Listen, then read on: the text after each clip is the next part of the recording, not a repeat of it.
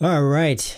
So we've been waiting a bit for this actually because after the last major update, which was on the 28th last month, they said that they're going to return back to that patch every 2 weeks cadence for that. So we have the patch right here. It doesn't say whether it's a major or a minor, but I think we assume that it's a minor, right? Scare your way through Sanctuary during Hollow's Wake. So is this a Halloween themed patch here? They're actually doing a seasonal theme for once, huh? Because I think this is the very first seasonal theme they're doing for a holiday. So for Halloween, right on time here. Good stuff. We're going to be getting this patch tomorrow, which is October 12th, after the server maintenance. Hollow's Wake limited time event from October 19th to November 2nd. The boundaries separating the living and the dead grows paper thin. For a while, two realms fuse into one for Hollow's Wake, where dastardly demons and specters run amok in mischievous harmony. So what are we doing here? Eliminating ghastly gores, vengeful dead, and cleansing haunted rifts in exchange for hollowed stones. Cleansing haunted rifts. That's different. That sounds different. Is this actually going to be something that's a little more unique? Or is this going to be another one of those like objective based events where you just kind of play the game and finish things? These stones can be traded for spooky rewards such as the Strawman Sack Mask, Ghosted Emote, and Hollowed Choker Frame Portrait Frame. They can also be used to trick or treat with the mysterious crone or a friend of your choice. Will you bestow a treat upon your friends or hex them with a devious trick? Okay. So it sounds pretty fun. It sounds like kind of just a fun thing. Yeah, why not? Why not? Recruit a friend. Well, look at this. There's actually 4 legendary crests in here. What do we have to do here with the recruit a friend here? Recruit friends, obviously. You must be at least level 20. Each player has a unique code that can be found on the recruit a friend event page. To be recruited by another player, you must be playing on a new character created on October 12th or after, be under level 20, and have completed the introduction to Diablo Immortal. Okay. I mean, this is pretty standard for a lot of games. A lot of MMO, mobile games, and all sorts of games have recruit a friend bonuses, so I myself won't be bothering with it. For me, what are the rewards here? Share your code once, you get some junk here. One friend redeems your code, you get 6 rare crests, 6 normal gems. One friend reaches level 60. So you don't get the legendary crest until your friend reaches level 60 with the code. And if you get 2 friends, you get another legendary crest. And then 3 friends, 2. Okay. So you can get up to like 4 legendary crests if you have 3 friends reach level 60. That's kind of hard though. That's kind of hard. Level 60 right now. I believe level 60 takes like almost 20 hours for most people, right? I would say like more casual players usually will take like, if you're just recruiting someone new and they're playing the game, they might take like 20 hours to get to level 60. So this might take a while. Then the recruits get rewards also to make it easier. Okay, makes it a little easier for them to get like 2 extra legendary items when they're leveling. That helps a bit. Huh. So yeah, for me, I don't think I would be bothering with this. It seems like a lot of work and hassle for an extra legendary crest. I mean, I guess I could share my code as a streamer. I could share my code if I was really desperate, right? But yeah, I mean, I guess it's better to have it than not have it in this situation. I think some people might do this and find this useful. If you don't find it useful, it doesn't matter. You just ignore it. So it's better to have it than not have it, I would say. Inferno Knowledge limited time event. Oh, this is just more of the task stuff, right? As you complete daily Inferno Knowledge tasks, you receive various rewards for your heroics. Okay, so this one seems like pretty straightforward. One of those very vanilla style events with just the tasks you do. They don't tell you what the rewards here, but there's probably like 1 legendary crest at the end. Okay. Extra event there. Hollow Dead cosmetic set. Look at this. This is a Crusader, right? With the shield. He's using a coffin as a shield. My goodness. That's kind of cool. I think you can see the other class sets here. So we have Barbarian here. There's the Crusader. This is the DH with the quiver. Monk, I think this is some pretty cool fist weapon thing here. Necromancer and wizards right here. Pretty scary stuff. Truly terrifying. And then one more cosmetic set here. 2 cosmetic sets. Oh, how fancy. A waltz themed cosmetic set. This is wizard, DH, monk, Crusader. Also wizard?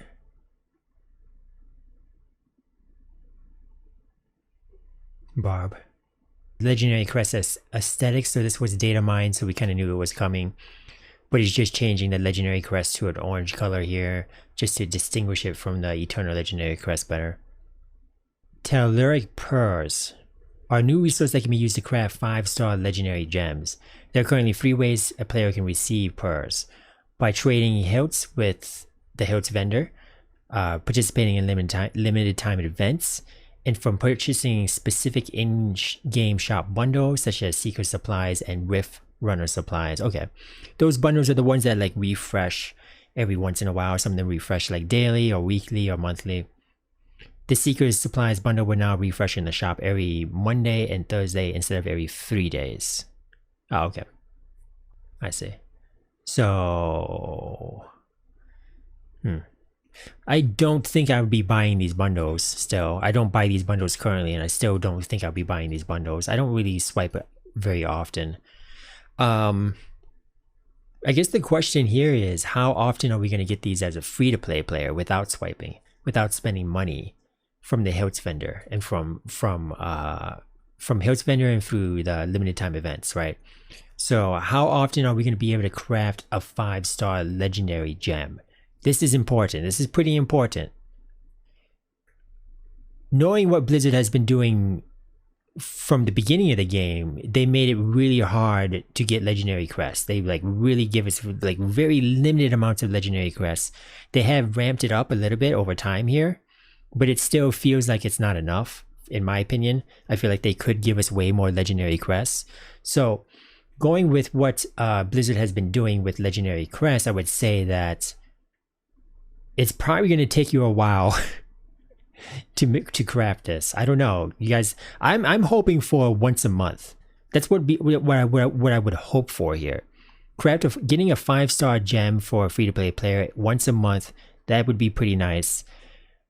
But I'm guessing it's probably going to be like 2 or 3 months. I don't know. What are you guys guessing here? How often will you be able to craft this without buying any bundles? It doesn't say how many stars out of 5. That's true, yeah. I don't know if that's going to be like a random roll on the craft, or if it's just going to default to 2 out of 5. You think it's going to be once a month loading? That'd be very nice. That's very hopeful, I think. It would make sense for it to be once a month. Yeah, I agree. I hope so. Even once a month, I mean, that's very nice, and people are really going to be appreciative of that. Free-to-play players are really going to appreciate that.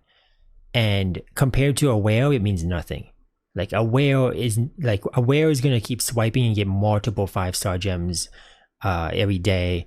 They're going to be getting way more legendary gems still, 5-star legendary gems. It's not going to matter to them. Like a whale doesn't care about one extra 5-star gem a month compared to the amount that they're getting, right? But a free-to-play player, for a free-to-play player, it's pretty huge. It's pretty huge. It might be a random star level. I mean, I would say it should be a random star level. I would assume it is too. It makes sense to do it. It makes sense to have the random 5-star roll still. I mean, most of the time you're still going to get a 2 out of 5 star, but people like to have that gamba, that RNG. People like to pull the slot lever So they might as well just make it like the same kind of chances that the legendary crests have once you get a 5-star road, to see how many of the 5 stars get filled out there. Defend the vault queue. Didn't we already get this? Or did they have like I think they implemented like a party finder for it. So maybe this is in addition to the party finder. Maybe this is something new. They had a party finder and now they have a queue for it. Oh, was it already implemented? I don't know. I haven't tried it out. I haven't been immortal, so I haven't tried it out. Players will need to assemble a party of 4 mortals and head to the vault in the Hall of Ascension. There, they can enter the queue to defend against a shadow raid. While waiting in the queue, players may adventure through Sanctuary freely. Once it's your party's turn, you'll be prompted, and if you confirm, you'll immediately be sent to defend the vault. As parties in the queue are invited to defend the vault, your party will receive updates on your place in line. Immortal teams can re-enter the queue as soon as they finish the defense. I mean, that's pretty nice. That sounds lovely. That sounds like a great quality of life. We didn't have this on our first Immortal reign. After release, we took our I was part of the first Immortal reign, and it was very hard to organize the defense of the vault. People waiting in physical lines outside the door. A goal of the implementation of this queue system is to eliminate the need for you to sit at the door to the vault, rapidly clicking to enter or creating a makeshift line with other players. They knew exactly what was going on. They knew exactly what was going on, man. Yeah, I mean, that's good. That's good. It shows that Blizzard knows what's happening, knows how people are playing the game, and are responding. So this is a good indication for sure. Instead, we wanted players to queue up in an organized system while being able to engage in other activities across Sanctuary as they wait. Great. Shadow notifications tracker. Players will no longer receive notifications for the assembly after they have completed it for that day. Oh, really? What, did it keep showing up again and again? Wow. The Shadow Lottery notification can now be turned off. Okay, good. I guess some people get annoyed by the notifications. Too many pings. Dark Clan Leader substitution. Dark Clan leaders may now assign up to 2 substitute leaders from their clan through the Shadow War menu. Where was this? Where was this a couple of weeks ago? A couple of weeks ago, I had to go do some traveling to visit family, and I couldn't make the Shadow War battle as the clan leader, so I had to pass clan lead over to a officer. Anime Disco here. You got a 6% badge, by the way. Is that good or bad for you? So I had to pass lead to you, and then you had to pass lead back to me. I almost didn't get my 12% badge, but I was still able to get my 12% badge. Adam got a 6% instead of 8% because of that swap. Man, come on. Yeah, that sucks, man. I'm sorry that happened. I didn't intend for you to lose that. But now I guess we don't have to worry about that anymore. I can just assign 2 substitute leaders to take my place in case I can't make the Shadow War battle. So that's a huge quality of life there for me in particular. So I do appreciate that. Invocation affix improvement. The chance for legendary items with 2 or more magical properties to include an invocation affix has been heavily increased. Wow. So we were just commenting on when they introduced these invocation items and how much layers of RNG are already in the game, and how hard it is going to get like an exceptional item and then get like a triple and then get an invocation on it. So this reduces the amount of RNG necessary to get good items by a little bit here, and it's a massive improvement for sure. So any item with 2 or more magic properties, this literally just means exceptional items. So exceptional items always roll with 2 or more, 2 to 3. So all exceptional items now will have a heavily increased chance of getting invocations. That's exciting.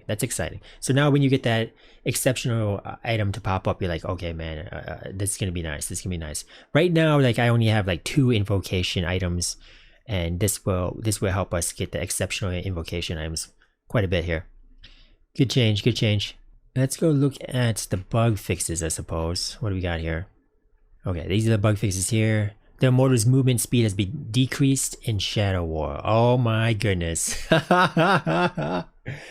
Blizzard was probably watching me play the big guy in the Shadow War battles and watching how good I was at kiting. I was so speedy, dude. I was just dipping and dodging and running away and just kiting the hell out of the other 30 people here. So that strategy is nerfed a bit. I think this is a really, really good change, though. This is a positive change because I think that rather than having kiting be so OP, this makes it so that you have to do a little bit better job of getting your stun down with the big sword drop and using your leap well and getting some kills and fighting and actually fighting, right? So this, it kind of felt really funny to be this big, massive guy, this leader, this powerful being, and then just running away the entire fight. Like it did feel kind of funny that was like the meta. That was what people were doing. That was the best tactic, right? So good change. This should make the battles here a little bit more interesting, I think. Players may now choose to immediately move to the next level after completing the current level in Path of Blood. This is quite a big pain point when you rejoin Shadows over and over again. We just had our rain change yesterday and I was climbing up the Path of Blood floors yesterday. I think I got up to like 60 or something, but it becomes menu simulator. It becomes get into the game, one shot everything, finish the fight in like 2 seconds, click on the portal, load back out, get back into the UI menu for Path of Blood, select the next floor, click the next floor, and then load back in. So this will make it so that we can jump between those first few levels much quicker. It doesn't really fix like the underlying problem of Path of Blood for me. For me, Path of Blood is just really annoying because everyone basically just stomps the first few floors and has to keep stomping the first few floors until they don't have enough combat rating. So I think Path of Blood still has like some major issues with it as a game mode,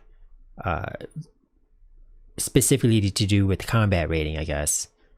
But this helps a bit. Additional red dots have been added to the Immortal's interface to bring attention to items in the strategy tab. Okay. Nice quality change there. Make it a little easier for Immortals to do their things. Vault rewards earned during the week of an overthrow will now be rewarded to Immortals. Okay, another big change for Immortals. And fixed an issue that would cause Immortal daily goals to be reset. Alright. Sweet. Gameplay, the party requirement for dungeons and how difficulties has been removed.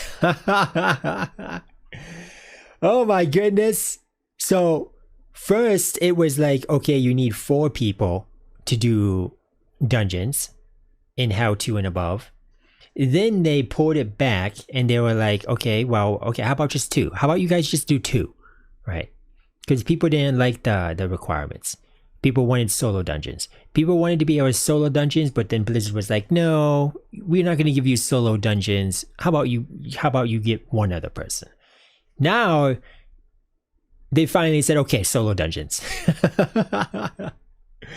But I'm assuming it doesn't say anything about the change in difficulty here. I'm assuming the dungeons are still going to be scared for 4 people. So the dungeons are scared for 4 people, so you still want to bring as many people if you can. I personally will still be bringing 4 people, 3 other people with me.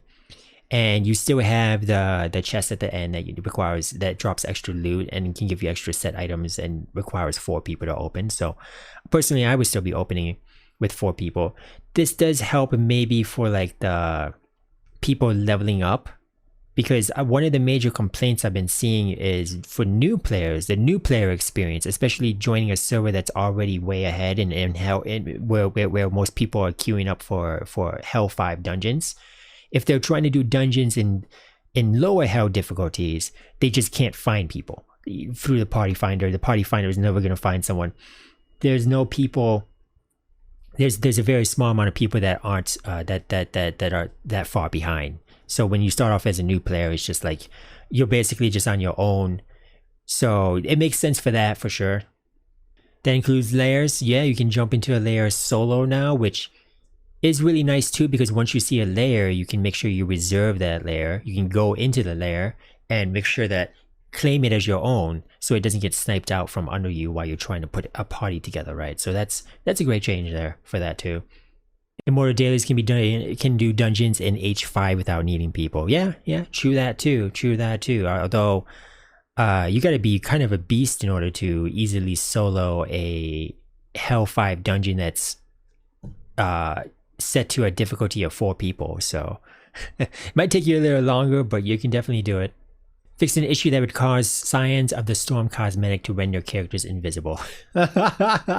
Wait, this sounds very familiar. This sounds so familiar. Do a search for invisible. Okay, so October 4th, they did a bug fix. They said they fixed invisibility in Battlegrounds. They did not. This is still a problem today. And then go back even further. July 19th, fixed an issue that caused characters to become invisible after equipping the Bloodsworn cosmetic. So you're telling me that this Bloodsworn cosmetic had this problem and they had to fix the invisibility with the Bloodsworn cosmetic. And then it happened again with the Scions of the Storm cosmetic and they had to fix it.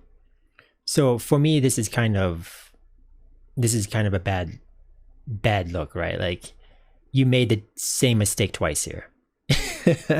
You made the mistake once, corrected it, and then made the mistake again and then had to correct it again. So we have been dealing with invisibility in Battlegrounds since the 28th update, the September 28th update. So it's been almost 2 weeks now. We've been dealing with a very frustrating Battleground experience with invisible players for 2 weeks almost because of this. Or maybe, well, actually, maybe there's more issues than just this one. But it just, you know, I'm just hoping that Blizzard doesn't keep doing this, right?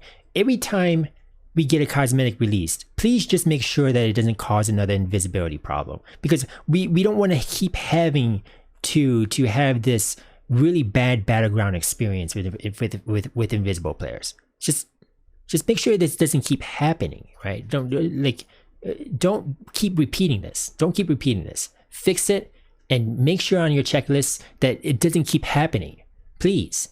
It's just, Battlegrounds are very frustrating right now with invisibility. Fix an issue that would cause the exit to a hidden layer to appear before the final boss in the second level is defeated. Oh, that's weird. I know we've seen that one actually. Fix a bug where the exit portal was incorrectly spawning prior to how hidden layer's second level boss being defeated. Several updates have been made to the Wrathborn Invasion. Boss HP will now scale to the number of participants. Oh, so this is something that was already applied to the zone event bosses. I actually never was able to actually do this. For some reason, I never really did it. A lot of people, I think, were complaining that the boss just died instantly and weren't able to participate. So that was the issue. The boss HP was not scaling to the number of participants. Once again, kind of another repeat mistake by Blizzard. So in the previous beta testing, Blizzard noticed that zone event bosses, some of those zone event bosses were instantly dying. You know, you do the haunted carriage event in the cemetery, spawn the tax collector, and you would have to be super quick to hit the boss and tag it, even if you were right there following the carriage the entire time. You had to be super quick, usually like drop like an AoE on the ground or something ticking, so that you can tag the boss immediately, because the boss would literally last less than a second and just die. And if you didn't get the hit in, you wouldn't get the rewards for the zone event, right? So Blizzard knew that Blizzard fixed this problem by making those bosses, when they spawn with increased HP depending on how many people are in the zone. So they did a fix for that. Then they released the Wrathborn Invasion, with bosses and they don't scare the boss HP, and then run into the same problem again where people probably can't participate because the boss dies instantly. So another repeat mistake from Blizzard. So again, just you saw the problem the first time, you made a solution for it, and then you did the same thing again and made the same mistake. So just I don't understand. Just don't keep doing that. Just don't keep doing that. Increase the number and spawn rate of monsters during the invasion. Add an alert to the notification tracker that informs players of where the boss spawns. Oh, okay. Okay, so maybe this event will actually, maybe I'll actually be able to do this event. Optimize sound effects for several Helicoid boss fights. Fix an issue that requires the Cheat Death Paragon ability and the Undying Rage Barbarian ability to trigger simultaneously. Wow! A buff to barbs, guys! Oh man, that's gonna be rough. That's gonna be rough for sure, but obviously, like, it's a good change. Like, this should work. This should work in their favor. But it is a buff to barbs. It is buff to barbs. That's nice for you, for the barbs out there. Remove several broadcasts from the party channel, such as where items are bought from the grand market, earned from the bestiary, gained from events, or dropped from heavy ornate chests. Okay. I guess that makes sense. Like, I think that, like, if you bought like a legendary gem from the market, it would show up in your party. It caused a bit of a confusion because, like, we would be doing like you know, whatever, you would be in a battleground with a party, or you would be doing like a raid with a party, and then all of a sudden someone in your party, you get a notification that someone in your party just picks up a legendary gem, and you're like, whoa, wait, you can get legendary gems here? Some people were really confused by it, but no, it's just people taking legendary gems off of the market. Fix an issue that requires the caster defense leaderboard to not refresh. Okay, fix an issue that causes the ancestral property in the inventory to not display until a player has opened the ancestral tableau.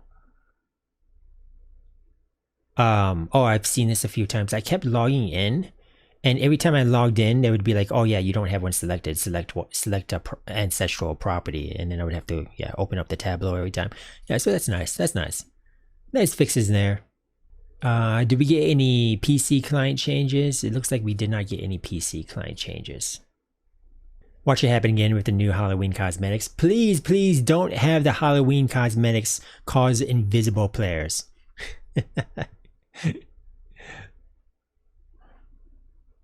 What about the theory of Invithu Invis? I don't know where, I haven't really heard, I've heard about it, but I haven't really seen like the evidence of this or anyone testing this. I have no idea if it really is indeed tied to Vithu Invis.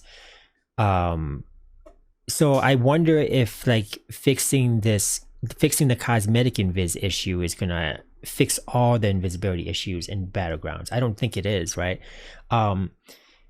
And then before the last major patch that made invisibility worse, we still had a problem with certain things being invisible, with necromancers' wraith form causing invisibility. So what happens, I think, at least from what I can see, what I can tell, is you guys know how sometimes skills become invisible at a certain range. When a wizard uses a beam that bounces off a crystal at a very far range, you don't see the laser hitting you because the wizard is really far away.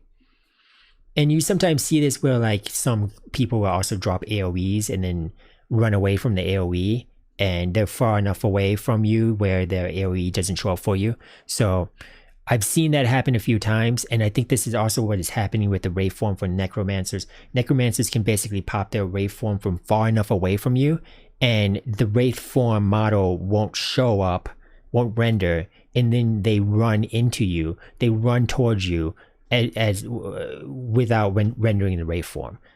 So they end up completely invisible, and you get feared out of nowhere because they run into you with the fear bomb thing. And then all of a sudden they pop out of wraith form and you can see them. So I think that's another issue that is happening.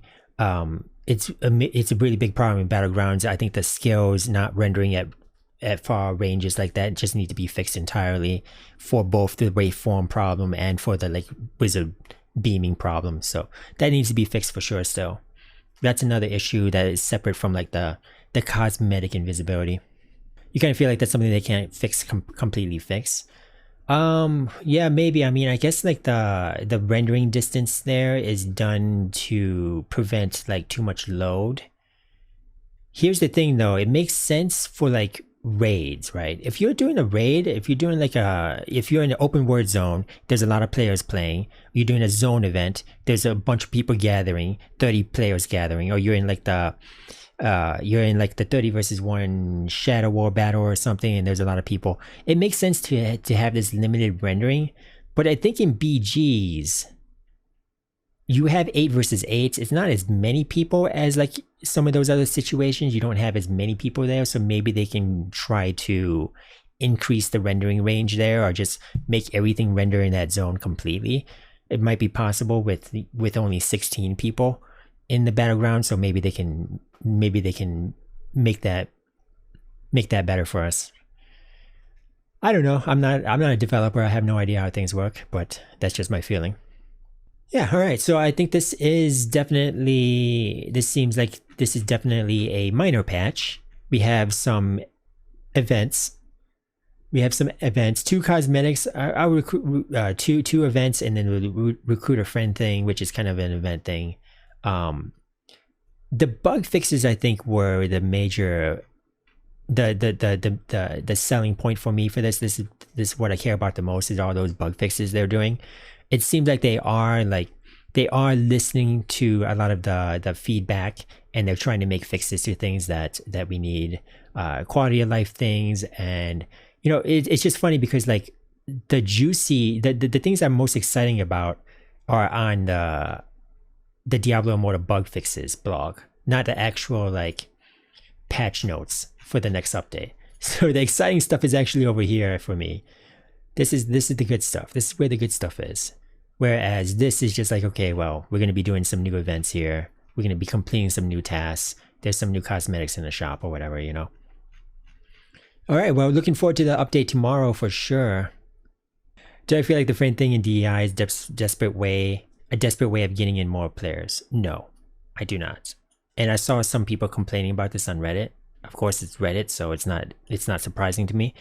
But a lot of games have a recruit a friend feature.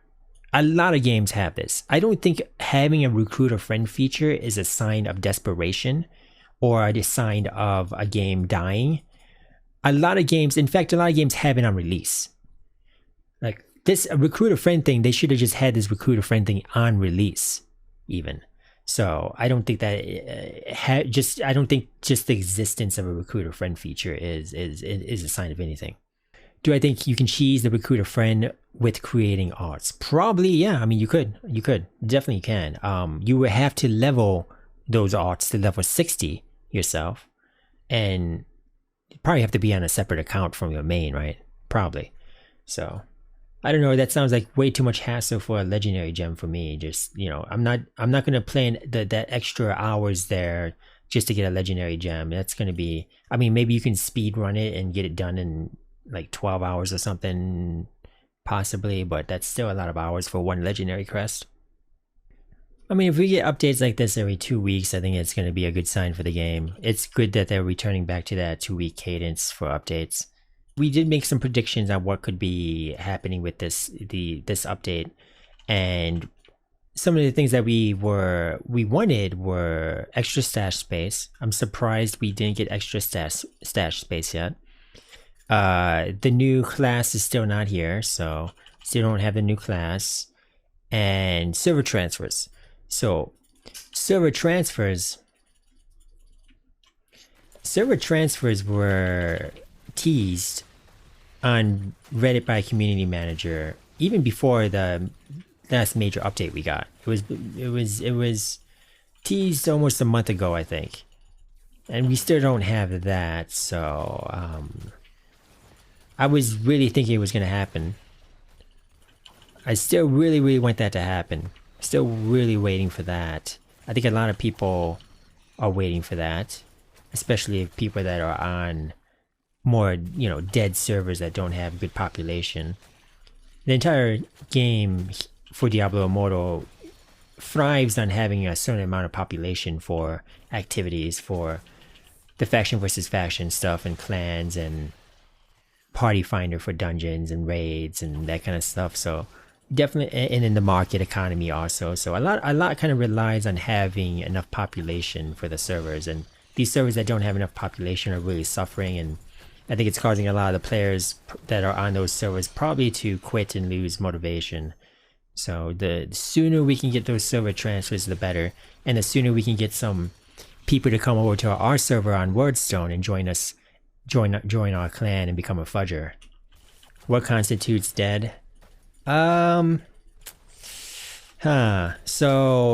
if you can't find parties through the dungeon finder, especially if you're in like the, you know, the server paragon level, if you're at the server paragon level and doing difficulty on the highest hell difficulty, you're using party finder, you can't find people. If you can't, like, if the prices of market items are just way too high, that could be an indication. If you're not getting 10 shadow clans that are capable of fighting in the Rite of Exile, that's a pretty good indication. Yeah, because you need enough people in order, you need enough shadows in order to overthrow the immortals, and some servers have a very strong immortal alliance. Basically, obviously, like, you're gonna have like the strongest people band together as an alliance in the immortal group, and that's going to be 300 of your strongest players on the server, pretty much, right? And then you need people after that 300 to be able to fight them and beat them, that are strong enough, that are capable enough. Otherwise, really, the faction versus faction, this cycle or the strife, it doesn't function. It just doesn't function as intended by Blizzard. The intention here, I believe, is to have the cycle of strife turn over constantly and keeps rotating, and you know, giving other people the chance to become immortals. Or in our server's situation, we overthrow the biggest 3 clans in the alliance, and then someone else gets the reign for 3 weeks, and then the big 3 become immortals once again after 3 weeks, and it just keeps giving it back, and it basically just keeps being given back to the strongest 3 clans on the server in that alliance. So that's what's happening in our server, at least. What are you looking at, Fudge?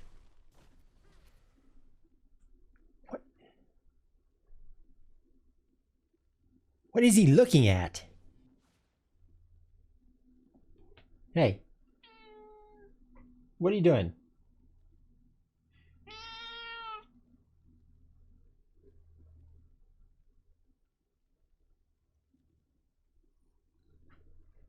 Okay, sorry, Fudge, I got a game. No, hey, no bites! No bites! What? Ow, Fudge. Ow, he like actually bit me on that one. What a dick. That's because I spanked his butt?